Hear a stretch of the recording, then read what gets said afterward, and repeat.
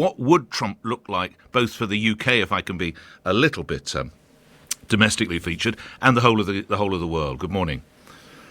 Good morning, Nick. Well, if you go to Europe, or indeed to London, most people react with alarm to the prospect of a second Trump term, which isn't true all over the world. You don't get the same reactions to the prospect of Trump's return in, say, the Middle East, or indeed in parts of Latin America. But Europeans and Britons too have a kind of allergy to Trump, which I can understand.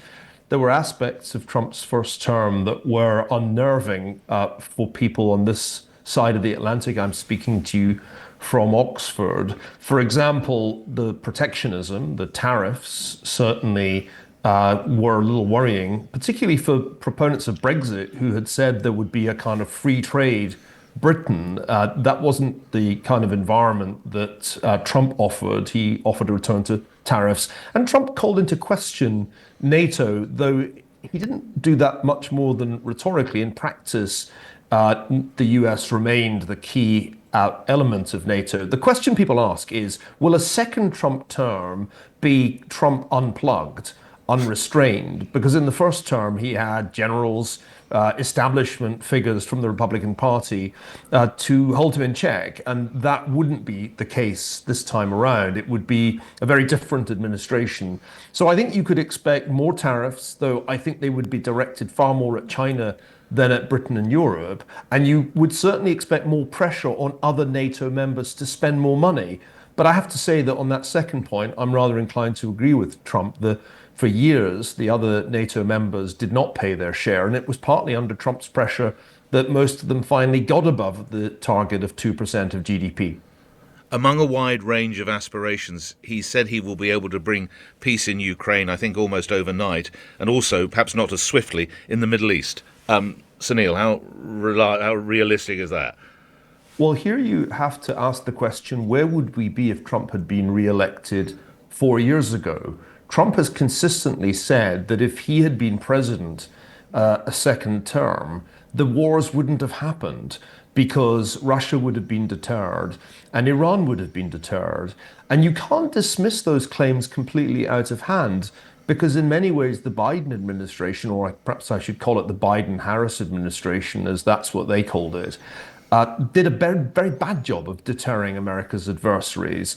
They bungled the withdrawal from Afghanistan in ways that shocked the other NATO members. They utterly failed to deter Putin from escalating his invasion of Ukraine. And that was, I think, a really avoidable blunder back in 2021 into early 2022.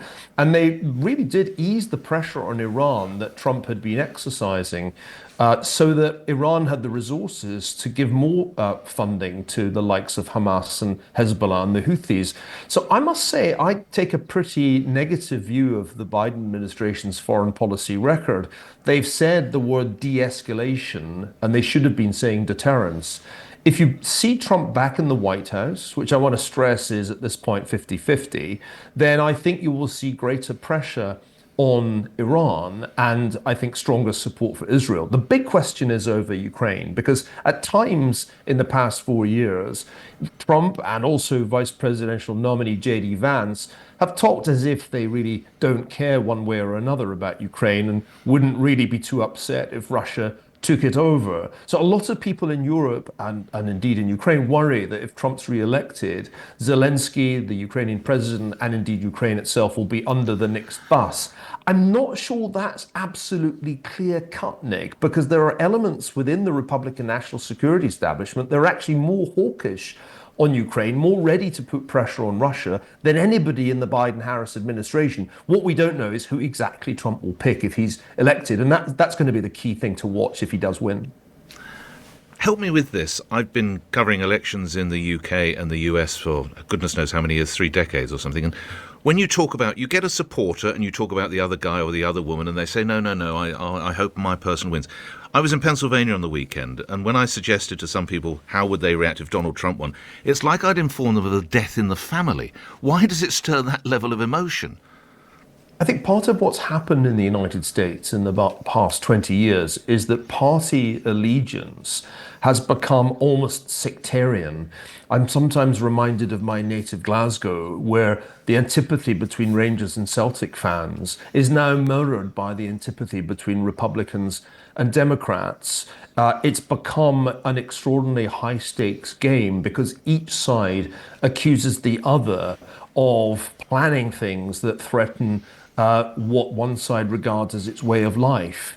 On the Democratic side, the idea of Trump as Hitler has been a recurrent feature of Democratic writing and speaking for much of the last 8 years. And this kind of comparison with Hitler, the argument that Trump's a fascist, has actually really raised the stakes in American politics, not least because it gives encouragement to the kind of people who would contemplate assassinating President Trump. And there have been two attempts to do that, one of which came within a hair's breadth of killing him.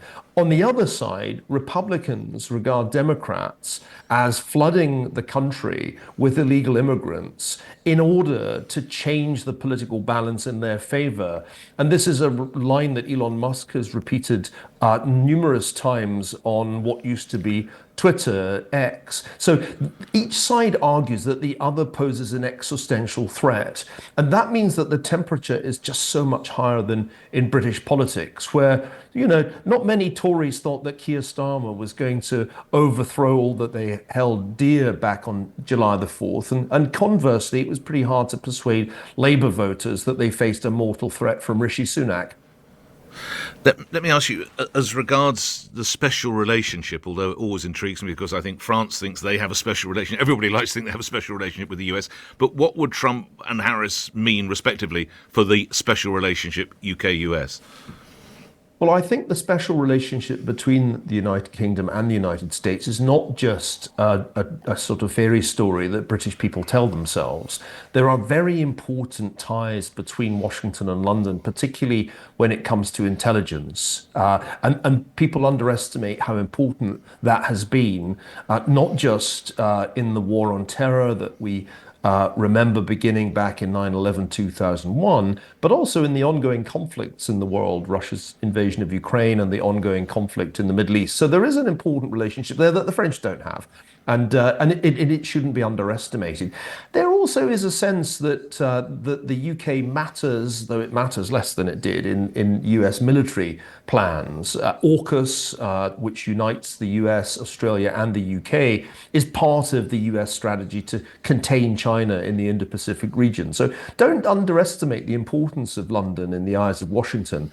But I would say that there's a big contrast here between Donald Trump and Kamala Harris. I don't think Harris is remotely interested in the UK, to be honest. She, I think, reflects the priorities of the California Democrats and doesn't have any emotional tie worth talking about to the United Kingdom. I'm not aware of anything she's ever said on the subject. Trump, of course, is of partly Scottish heritage and is in fact rather emotionally fond of the UK, was pro-Brexit at a time when it wasn't very fashionable for foreign leaders to be pro-Brexit, and is, of course, attached to Scottish golf courses, amongst other things. The odd thing about Trump's relationship to the UK is it's the sort of unrequited love, because on the whole, Britons loathe Trump, and he rather loves us. It's a paradox that I've struggled to resolve in my own mind.